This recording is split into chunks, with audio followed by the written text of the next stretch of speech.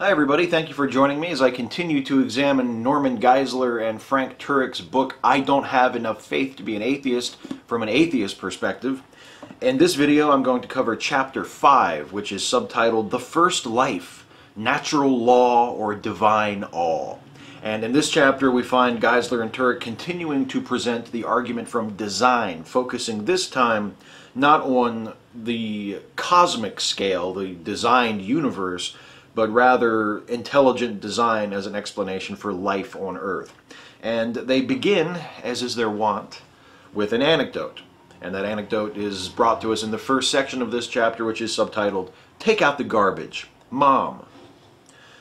Geisler and Turek share with us the touching and entirely made-up story of Johnny, a 16-year-old who came down for breakfast one morning to find the words, Take out the garbage, Mom, spelled out in the letters of his alphabet cereal.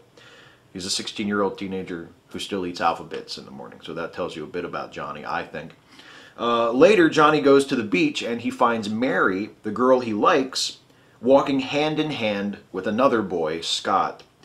He finds a heart drawn in the sand as he walks along the beach with the words, Mary loves Scott, traced inside. Because he has recently been taught about evolution in his biology class, Johnny refuses to accept the obvious conclusions from these discoveries. Those obvious conclusions being that his mother wants him to take out the garbage and has misplaced every pen or pencil and piece of paper in the house. And that Mary will very shortly be having awesome illicit teenage sex with Scott. I may have embellished that a bit from what's actually in the book. Instead, Johnny tells himself that these messages were the results of natural processes. Later, Johnny sees the message, Drink Coke, written in the clouds, and decides that this message must have been the work of a skywriter and not a naturally occurring phenomenon, because he really wants a Coke. Confirmation bias. Now, I know what some of you are thinking when I tell you this anecdote. It's a bogus analogy comparing obviously written messages to the evolution of life, and I agree, but just hang on a second because I'm going to get there. Next section, simple life, no such thing. So we get the point that Geisler and Turek are trying to make with the Johnny anecdote, that it takes nothing short of willful ignorance to insist that messages like Take out the garbage, Mom, or Mary loves Scott are the result of natural processes rather than the creations of human intelligence.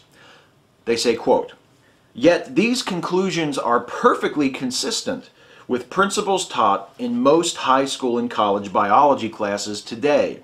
That's where naturalistic biologists dogmatically assert that messages far more complicated are the mindless products of natural laws. Now, for that to be true, there would have to be a lot of truly incompetent biology teachers, because the conclusions Geisler and Turek have Johnny coming to are not consistent at all with a proper understanding of biological evolution. But I'll get much more into that and explain why that is as we get further into the chapter. Also, biologists don't assert evolutionary principles dogmatically. Evolutionary theory is based on evidence and observation. It was not just invented one day for the hell of it by Charles Darwin or anyone else. It's an attempt to explain a natural phenomenon, and we have every reason to believe that it's a very, very good explanation. Geisler and Turek insist that even the simplest forms of life are far too complex to have arisen without help from an intelligent designer. Quote, To show you what we mean, let's consider so-called simple life, a one-celled animal known as an amoeba. Naturalistic evolutionists claim that this one-celled amoeba, or something like it, came together by spontaneous generation, i.e. without intelligent intervention. According to their theory, all biological life has evolved from that first amoeba without any intelligent guidance at all. Evolutionists make no such claims about amoebae. Amoebae are modern organisms. They are the products of evolution just the same as we are. Geisler and Turek are attempting a dishonest sleight of hand here by referring to the first life form as an amoeba or something like it, and then going on for the rest of the chapter to refer to that first life form as though it were a modern amoeba. Also, I should point out here that Geisler and Turek continually refer to Darwinism when they talk about naturalistic views of the origin of life. But technically, the origin of life is not something Darwinism is concerned with. The study of the origin of life is called abiogenesis, which is related to, but is distinct from the study of evolution. Geisler and Turek go on, quote, "Staunch Darwinist Richard Dawkins admits that the message found in just the cell nucleus of a tiny amoeba is more than all 30 volumes of the Encyclopedia Britannica combined. And the entire amoeba has as much information in its DNA as 1,000 complete sets of the Encyclopedia Britannica. So here's the key question for Darwinists like Dawkins. If simple messages such as 'take out the garbage, Mom,' 'Mary loves Scott,' and 'drink Coke' require an intelligent being, then why doesn't a message 1,000 encyclopedias long require one?" And the simplest answer to that is that amoebae were not the original forms of life, so the question is completely irrelevant and very, very misleading. The messages, quote unquote, in the genetic information of an amoeba didn't spontaneously assemble all at once. They're the result of a long, slow process of evolution. Amoeba don't just come together in pools of water out of nowhere. They come from other amoeba. We don't know exactly what that original form of life on Earth was, but we can be fairly certain that it was vastly, vastly more primitive than an amoeba. Amoebae are unicellular organisms, but they're eukaryotes, which means they have a defined nucleus. And they also have cytoplasm, they have organelles, they're motile, they reproduce asexually through mitosis and cytokinesis. In other words, despite how very small they are, and despite how simple they are compared to multicellular organisms, amoebae are extremely complex creatures. Which is why Geisler and Turek chose to talk about them, I'm sure, since they're making an argument from incredulity. How could something as complex as an amoeba just spontaneously self-assemble? But that's what makes this argument so incredibly dishonest. The first life forms weren't amoebae. The first life forms almost certainly weren't even as complex as the simplest bacteria that exist today. Life may have evolved from something no more complex than strands of RNA enclosed in phospholipid bilayers, little molecular bubbles with a tiny amount of genetic material inside. And in fact, some people believe that the genetic material in those early life forms may not even have been RNA yet. It may have been a precursor of RNA. There's no modern living example of the kind of simplistic primitive life that first life form must have been. So you can't use this, well, how did something so complex spontaneously assemble argument on any organism that exists today, because every modern organism is the product of evolution. Every single thing alive on this planet at this very moment is an offspring. How did all these separate pieces just come together to form an amoeba? That's not what happened, and nobody honest who knows what the fuck he's talking about will tell you that's what happened. Next section, investigating the origin of first life. And again, even though they continue to talk about evolution and Darwinism, the origin of first life is the field of abiogenesis, not evolution. But anyway, the audacious misrepresentation continues in this section. Quote, "Many evolutionists, as well as many creationists, speak as if they know beyond any doubt how the first life came into existence." Well, they're half right. Find me a single evolutionist who claims to know beyond any doubt how life arose on Earth. Find me a single professional in the field of abiogenesis who would make such a claim. Find me one. You don't even have to find me a consensus of people who think that. Just find me one. You can't piss in a circle without hitting a creationist who claims to know exactly how life on Earth came about beyond any doubt. On the basis of nothing. But find me one evolutionist who claims that knowledge. Just one. That's my challenge to anybody out there. Geisler and Turek astutely point out that no humans witnessed the appearance of that first life. Therefore, we have to rely on forensics to learn about that first life and what it was like.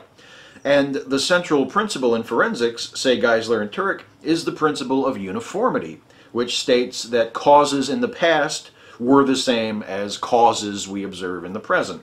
Quote, "If take out the garbage mom requires an intelligent cause today, then any similar message from the past must also require an intelligent cause. Conversely, if natural laws can do the job today, then the principle of uniformity would lead us to conclude natural laws could do the job in the past." Well, it's not quite that simple. The problem with applying the principle of uniformity this way is that life first appeared on Earth billions of years ago when conditions on Earth were very, very different from conditions that we find on Earth in the present day. And actually, one of the things that makes conditions on Earth today so different from conditions on Earth billions of years ago when life first appeared is the existence of life and the impact that life has on its environment. Geisler and Turek compare the Grand Canyon to Mount Rushmore to try to make this point of intelligent design versus natural action. The Grand Canyon was formed by natural processes, we know, because we can observe these processes doing similar work in nature today. Mount Rushmore, however, must have been the work of intelligent human sculptors because we don't observe natural forces carving presidents' heads out of stone today, which means that it didn't happen in the past either. Now, this is such a stupid example that it's almost not worth refuting, but here goes. We don't need to rely on forensics to solve the mystery of where Mount Rushmore came from because there is no mystery. We know where it came from. Its creation is a matter of historical record. The law of uniformity does not apply at all. And there's another even better reason why this is a stupid argument, but I'll come to that in a few minutes when Geisler and Turek also return to the example of Mount Rushmore. Quote, "In the same way, when we look at the first one-celled life, the principle of uniformity tells us that only an intelligent cause could assemble the equivalent of 1,000 encyclopedias." And that's another example of that sleight of hand that I mentioned earlier, speaking about the first life as though it were a modern amoeba. It most certainly was not. And Geisler and Turek now attempt to take down Richard Dawkins. Quote, "Richard Dawkins named his book The Blind Watchmaker in response to William Paley's design argument we cited in the last chapter. The appearance of design in life is admitted on the first page of The Blind Watchmaker. Dawkins writes, quote, "Biology is the study of complicated things that give the appearance of having been designed for a purpose," unquote. 2 pages later, despite acknowledging the, quote, "intricate architecture and precision engineering," unquote, in human life, Dawkins flatly denies that human life or any other life has been designed. Apparently, Dawkins refuses to allow observation to interfere with his conclusions. And that last line is another great example of the authors unwittingly describing themselves to perfection while attempting to describe someone who disagrees with them. They really do a lot of projecting in this chapter. I don't quote every instance of it in this summary, but if you're following along or if you've read the book yourself, you might notice that in this chapter in particular, they do it all throughout the book, but in this chapter particularly, they do a lot of projecting.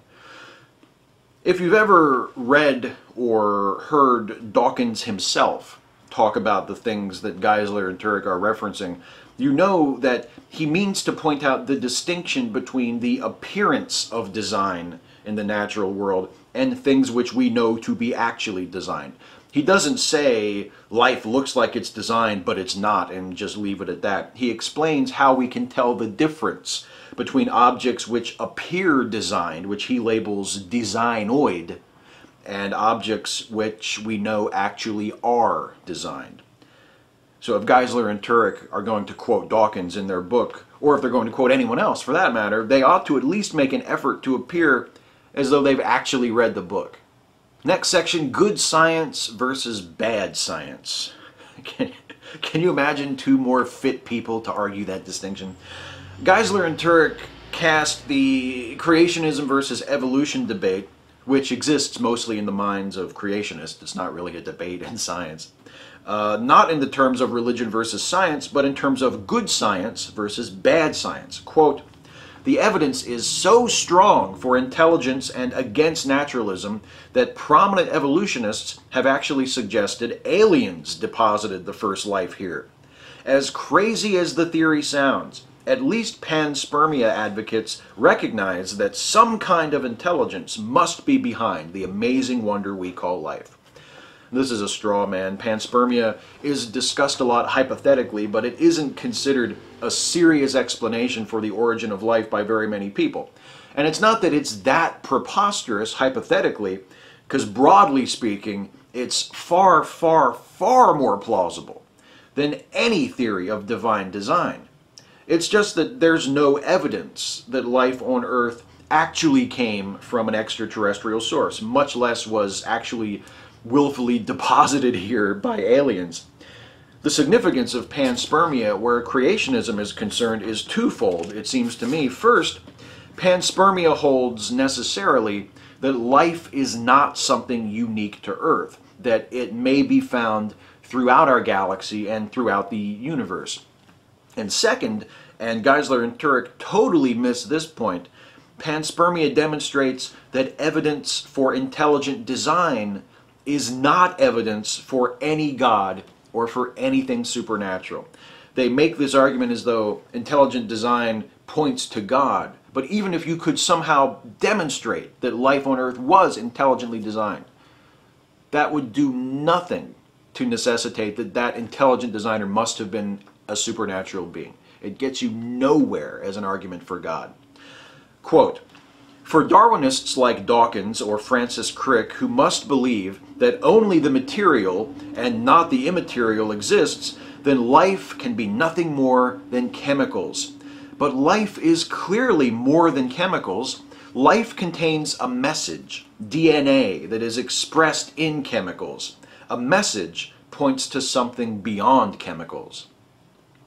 Well, DNA isn't a message, DNA is a molecule. When we use phrases to talk about DNA, like genetic information or the language of DNA, these are just rhetorical devices that we have to resort to in order to talk about DNA and what DNA does in a way that is descriptive and meaningful to us. Creationists like to play games with these rhetorical devices. They say things like, well, if DNA is a code, who encoded it? Or they ask questions like, how can random mutations introduce new information into the genetic code? But this is just boxing with shadows. Yes, DNA is the way living things store and pass on what we call genetic information. Yes, we have assigned letters to the nucleotides that comprise DNA. Yes, we describe the way particular sequences of nucleotides result in particular proteins, the genetic code. But none of that changes the fact that fundamentally DNA is a molecule. There's nothing non-physical or spiritual or supernatural about it or anything that it does. It's not a note that we found written in the sand in human language. It's a molecule that interacts with other molecules in very specific ways. That's it. Message, language, code, information, these are just ways of talking about the extraordinary things, but nonetheless the entirely material physical things that DNA does. Geisler and Turek continue to assert that evolutionists are dogmatic materialists, including Dawkins and Harvard professor Richard Lewontin, whom they quote from Lewontin's review of Carl Sagan's book, The Demon-Haunted World, which is my favorite Carl Sagan book, by the way, incidentally, describing the scientific commitment to a materialist explanation as a priori. Quote, "Now the real truth comes out. It's not that the evidence supports Darwinism. In fact, according to Lewontin and our own common sense, Darwinist explanations are counterintuitive. The real truth is that the Darwinists have defined science in such a way that the only possible answer is Darwinism. Any other definition would, God forbid, allow God to get his foot in the door." And that foot in the door there is a reference to that aforementioned quote that they have in here from Lewontin, where Lewontin refers to scientific explanations being counterintuitive and just so and a priori, and describes materialism as being absolute and not allowing a divine foot in the door. Geisler and Turek treat this quote from Lewontin as a confession. There are quite a few problems, though, with the argument that Geisler and Turek are making here and with how they're using this quote from Lewontin. For a start, when Lewontin refers to scientific explanations as being just so and counterintuitive, he's talking about the challenge of getting people who aren't scientifically literate to accept scientific explanations that, while well established as true, defy their common sense. He's not admitting that scientists all know that science doesn't really make sense, but they pretend it does just because they're all just God-hating assholes. That's also the context when Lewontin talks about not letting a divine foot through the door. If people are conditioned to accept a supernatural explanation for something, it's all the more difficult to convince them of the natural scientific explanation, no matter how well established and reliable that explanation is. He's talking about the difficulties of communicating scientific principles to an audience of people who aren't trained scientists. In a review he wrote of a Carl Sagan book on that very subject. Context. It's very important. And here's actually a quote from Lewontin himself, from a response he wrote to a response someone else wrote to his Demon Haunted World review, printed in the same publication that originally printed that review, the New York Review of Books, later in that same year, which was 1997.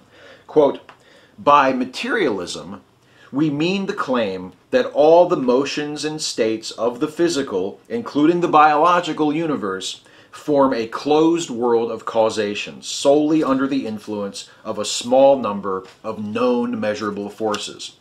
As I pointed out, this claim requires us to accept that these forces have some counterintuitive properties, our intuitions having been formed by the experience of our gross senses."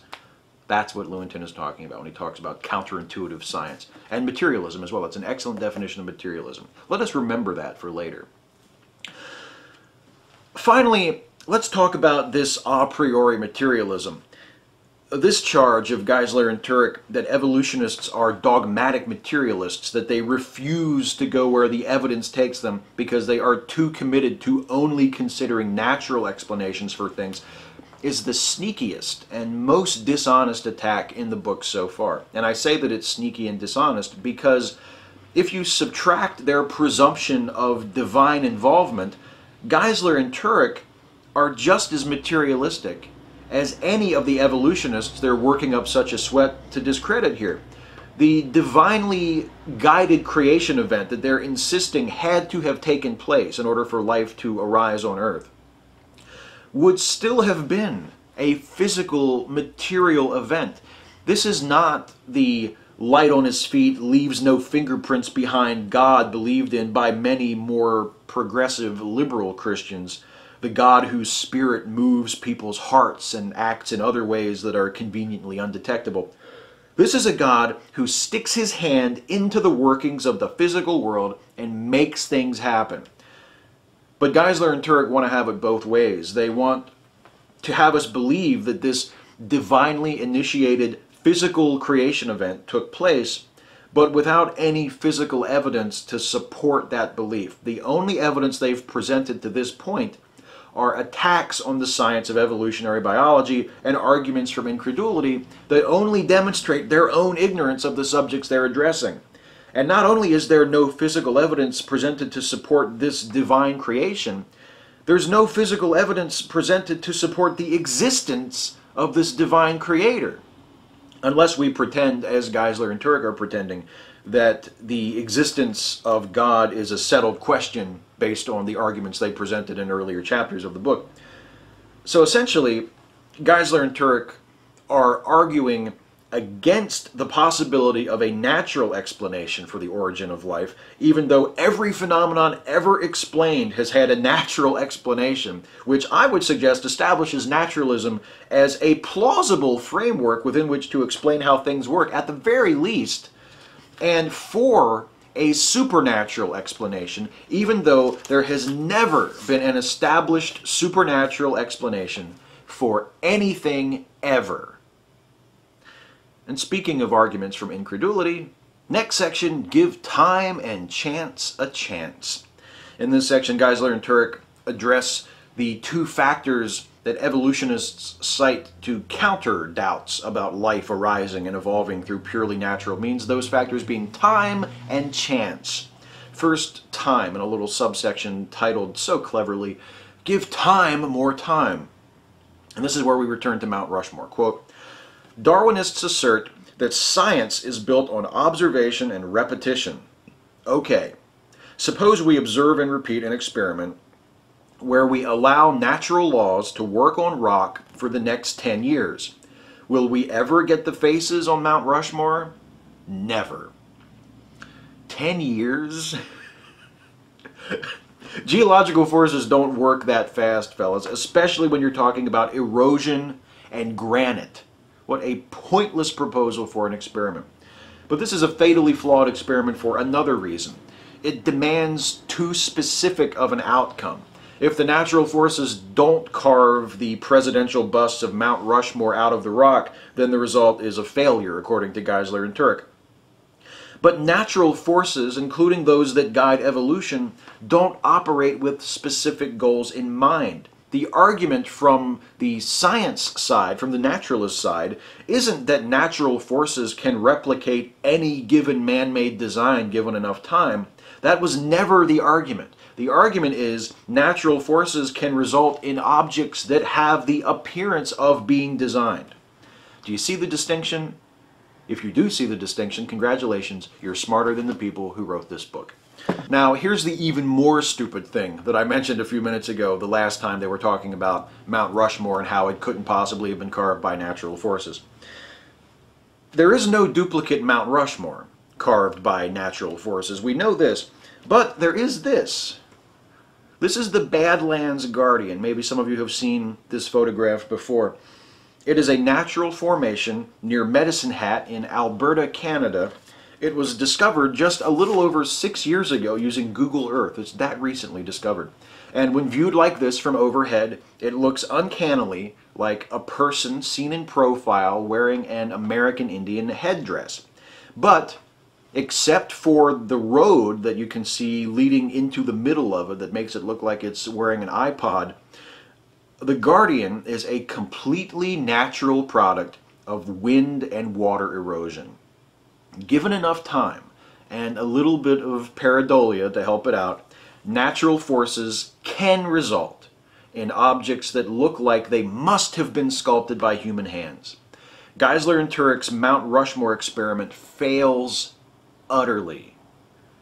Geisler and Turek then appeal to the second law of thermodynamics to argue that life couldn't have originated from non-living matter. They say, quote, "How did life arise from non-living chemicals without intelligent intervention when non-living chemicals are susceptible to the second law?" Well, going by that logic, intelligent intervention must be necessary anytime something simple yields something more complex. When elementary particles bond together to form atoms, when atoms bond together to form molecules, when molecules form chemical compounds, and so on up the chain of complexity. Either all of those events that are happening all the time and are essential for life functions, by the way, are irrefutable evidence for divine intervention, or Geisler and Turek don't actually know shit about how the second law of thermodynamics works. I leave you to make the conclusion. Next, they turn their attention from time to chance in a little subsection titled, "Give Chance a Chance." Geisler and Turek cite a calculation by Michael Behe that places the probability of a single protein molecule consisting of around 100 amino acids assembling by chance as equal to that of a blind man finding one particular grain of sand in the Sahara Desert 3 times in a row. Quote, "That probability is virtually 0, but we believe the probability is actually 0. Why? Because chance is not a cause. Chance is a word that we use to describe the mathematical possibilities." Oh, now we're recognizing the distinctions between the words we use to describe a thing and the thing itself, are we? That calculation, which they credit to Michael Behe here, but which I don't think originates with him, I know I've heard that from other places, is just as meaningless as the calculations that yielded the incredible odds for the appearance of our particular universe that we talked about in the last video, and for similar reasons. For one thing, the calculation determines the odds of one particular protein assembling. But there are many proteins that perform various functions in organisms, not just one. So what are the odds that any one of those many possibilities would form? That would be a more accurate calculation, but even that wouldn't be enough. The calculation is flawed in a much more fundamental way. It claims to show the probability of a protein assembling by chance or randomly, a probability Geisler and Turek reduce even further by arguing that chance isn't even a cause. But no one other than them is even suggesting that chance is a cause. Chance doesn't force things to happen. Chance, as they point out, is a way of describing how things happen. Evolutionists know that proteins don't assemble randomly. They don't do it now. They didn't do it billions of years ago when the first life forms were appearing. Proteins, like all other elements of living things, are the result of complex chemical processes. And these processes are not random. They proceed according to observable and predictable laws. Next section, science is a slave to philosophy. Geisler and Turek referred to a debate between Peter Atkins and William Lane Craig to argue that there are things which science cannot account for. And when challenged by Atkins during this debate, Craig recited 5 things which he called rational beliefs that cannot be proven by science. Those 5 things are mathematics and logic, metaphysical truths, ethical judgments, aesthetic judgments, and science itself. Now, for mathematics and logic and metaphysical truths, and for an example of metaphysical truths, they cite the belief that minds other than our own exist. That's what they were calling a metaphysical truth. These are concepts that we have observed that allow us to make sense of the universe. And even though they are abstract, we still verify that we can trust these concepts the same way that we verify things in the physical universe using physical science, by checking them for consistency and by checking that they work. Now, ethical judgments and aesthetic judgments don't belong on the list at all, because these aren't things that can be proven. They aren't objective at all. They vary from person to person and culture to culture. And finally, science itself is on the list because Craig argues that it is circular to use science to validate science. But science isn't a source. It's a method. It's a way of finding things out. And if Geisler and Turek have another way of finding things out, of determining truth from falsehood, and not even a better way necessarily than science, just another way, they've yet to demonstrate it. Geisler and Turek go on to list 3 reasons why science is a slave to philosophy. Number 1, science cannot be done without philosophy. Science relies on philosophical assumptions, they say. You can't use science to prove the laws of logic or the law of causality, etc., because you have to assume that those laws are true in order for science to work. Number 2, philosophical assumptions dramatically impact scientific conclusions. Assuming that only natural causes are possible means that scientists will refuse to accept any evidence that points to a supernatural cause. And third reason, science doesn't really say anything, scientists do. And scientists interpret their data according to their philosophies. So let's take a look at these. First, scientific principles and laws aren't philosophical assumptions. They're descriptions of how things work. Second, scientists don't assume only natural causes are possible because of some dogmatic naturalistic philosophy. Most scientists are naturalists because that is where the data has led them. As I said earlier, every single thing ever explained by science has been explained naturally. That's not dogma, that's a reasonable expectation. If you have real evidence that points toward a supernatural explanation for something, particularly something as important and fundamental and innately fascinating as the origin of life, I imagine most scientists would be very interested to see it. Finally, scientists design experiments and scientific investigations to minimize the influence of their personal biases. And good science involves repetition by many independent scientists and groups of scientists, which means that the impact of any one scientist's personal philosophy on the interpretation of the data or the results of the experiment is minimized. Next section, materialism makes reason impossible. Why isn't materialism reasonable? Geisler and Turek offer 5 reasons. Reason number 1, there is a message in life that can't be explained naturally. We've been over this one already. No, there isn't. There's no message. There's just molecules interacting with each other in particular ways. Reason number 2, human thoughts aren't purely chemical. The theory of materialism isn't made of material. And they ask the stupid question, how much does love weigh? And the problem here is with their definition of materialism that I think is far too narrow. Let's remember Lewontin's definition that I quoted earlier. The claim that all the motions and states of the physical, including the biological universe, form a closed world of causation solely under the influence of a small number of known measurable forces. I think that's a really good explanation of materialism.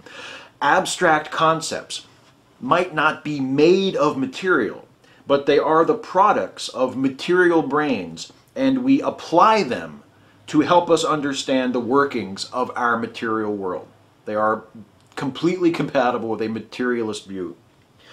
Reason number 3, if life were nothing but materials, we would be able to take all the materials of life and make a living being. Geisler and Turek also ask, what materialist can explain why one body is alive and another body is dead? Both contain the same chemicals.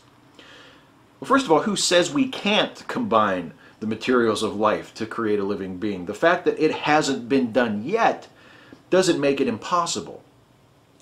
Life is not a mixture of chemicals. Life is a process, an ongoing series of related and highly complex processes. Which answers the idiotic question of what the difference is between a living body and a dead body if they both contain the same chemicals. In a dead body, the processes that aren't just necessary for life, but are life, have stopped. We aren't just chemicals. We are chemicals doing particular things. Reason number 4, if materialism is true, everyone who has ever had a spiritual experience has been completely mistaken. So, appeal to consequences, appeal to emotion. Geisler and Turek claim that if even one spiritual experience ever had by anyone was genuine, then materialism is false. Well, I will pick up that punk card. I will take that challenge. Where's the evidence that even one spiritual experience ever had by anyone is genuine? And finally, reason number 5, if materialism is true, then reason itself is impossible. Chemicals don't reason, they react. Plus, you can't rely on reason alone because you need faith in order to trust reason, because using reason to defend reason is circular. They say, quote, our only guarantee that human reason works is God who made it. God who made it, who you have determined is real and trustworthy. How exactly? If you didn't use reason to reach the conclusion that God made reason and therefore it works, how'd you get to that conclusion? I had to deal with this argument in person recently when I debated the apologist Cy ten Bruggencate, who makes this argument, or a very similar argument, the centerpiece of his apologetic. In fact, it's the only argument that he really has. And it fails not only because it is just as circular as it accuses the materialist view of being, but also because it assumes we need to appeal to God in order to validate reason. We don't. We validate reason the same way we validate science, the same way we validate everything, by checking for consistency and to see if it works. Reason, like science, which is a form of reason, is not a source, but a process, a way of knowing. No religious faith is necessary. Next section, the atheist versus the critical thinking consultant. Geisler and Turek here insist that the atheist worldview presupposes the existence of God. Why? Quote, because reasons require that this universe be a reasonable one that presupposes there is order, logic, design, and truth. But order, logic, design, and truth can only exist and be known if there is an unchangeable objective source and standard of such things. But Geisler and Turek have already agreed with atheists on such a source and standard all the way back in chapter 1 of this book. You remember? I'll remind you. Quote, very simply, truth is telling it like it is. Truth can also be defined as that which corresponds to its object or that which describes an actual state of affairs. The only thing we need for things like order, logic, design, and truth to exist is reality. Reality is our objective standard, whether Geisler and Turek's God is a part of it or not. Quote, intellect, free will, objective morality, and human rights, as well as reason, logic, design, and truth, can exist only if God exists. Yet Darwinists assume some or all of these realities when they defend their atheistic worldview. They can't have it both ways. They're arguing that atheism borrows from theism necessarily to justify its worldview. Morality and human rights are human concepts.